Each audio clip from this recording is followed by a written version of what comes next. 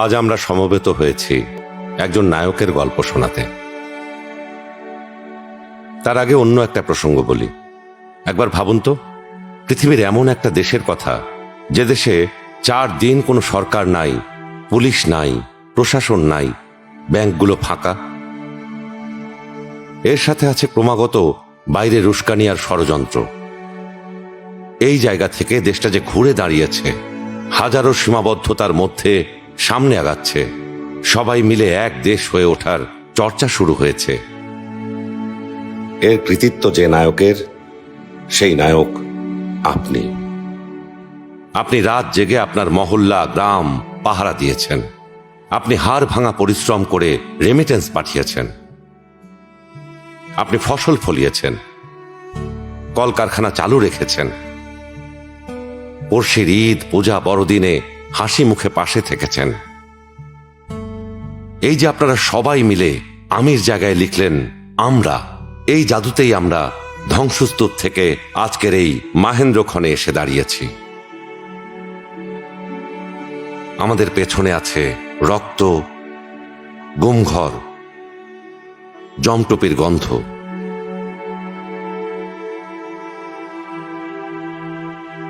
আমি তো ভিতরে কারোর সাথে কথা বলতে পারতাম না, টিকটিকি পিঁপড়ার সাথে কথা বলতাম, মনটা একটু হালকা হতো আর কি। কথা বলতে পারতেছে একটা জীবন্ত কিছু একটার সাথে।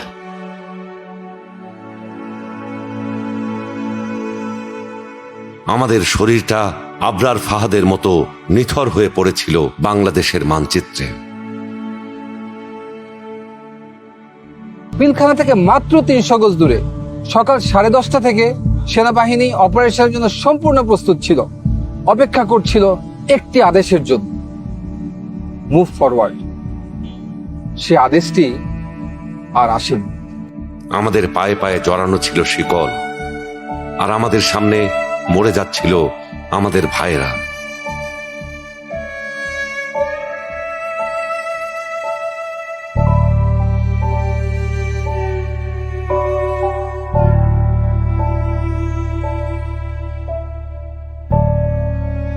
সন্তানের জন্য দুধ কিনতে গিয়ে গুম হয়ে যাচ্ছিল আমাদের ভাইয়েরা। আমাদের কন্যারা এখনো বাবার ছবি বুকে নিয়ে ঘুমায়, যে বাবারা কোথায় আছে কেউ জানে না।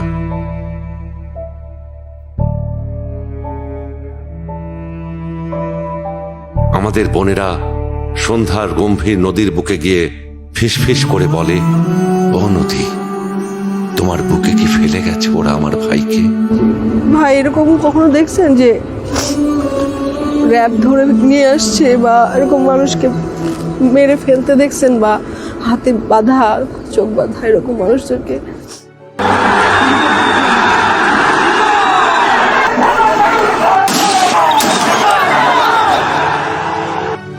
1 জুলাইতে আমাদের ভাইদের, বোনদের পাখির মতো গুলি করে মেরে ফেলেছে ওরা।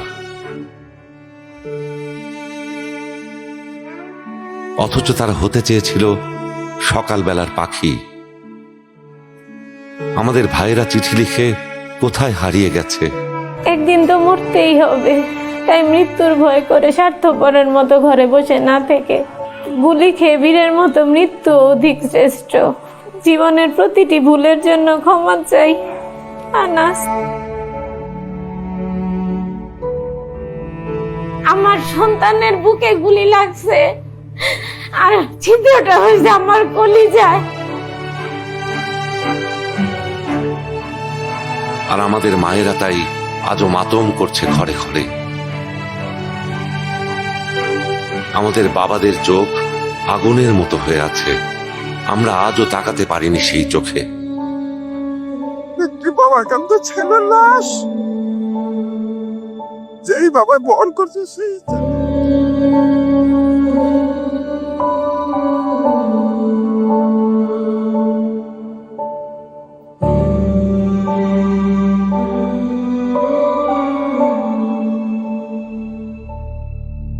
আমাদের চোখের সামনে আমাদের ঘাম ঝরা অর্থ লুট করে নিয়ে গেছে লুটেরা।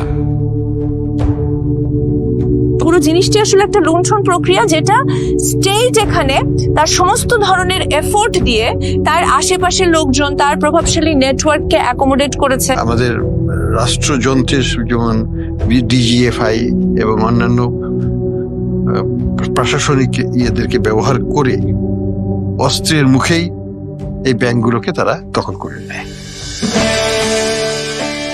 আমরা এই সব পার হয়ে আমাদের ভবিষ্যৎ হাতে নিয়ে দাঁড়িয়ে আছি আজ এইখানে।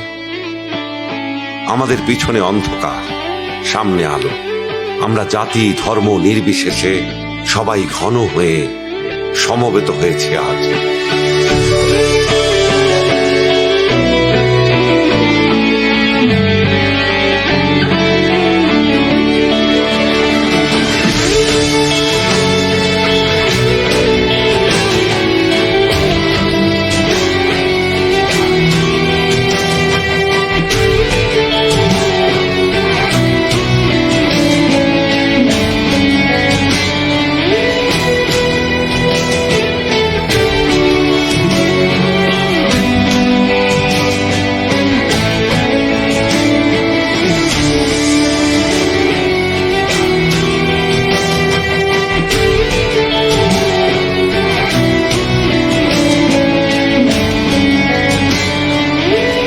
আমাদের হাতে আমাদের ভবিষ্যতের সনদ।